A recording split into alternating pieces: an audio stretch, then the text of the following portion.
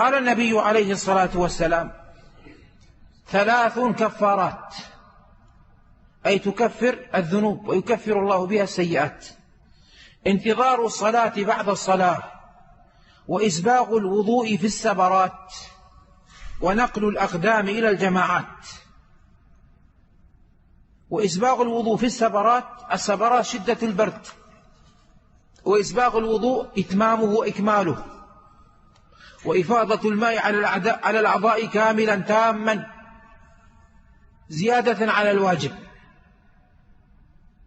وعن أبي هريرة رضي الله عنه أن رسول الله صلى الله عليه وسلم قال: ألا أدلكم على ما يمحو الله به الخطايا ويرفع به الدرجات؟ قالوا: بلى يا رسول الله. قال: إسباغ الوضوء على المكاره، وكثرة الخطى إلى المساجد، وانتظار الصلاة بعد الصلاة.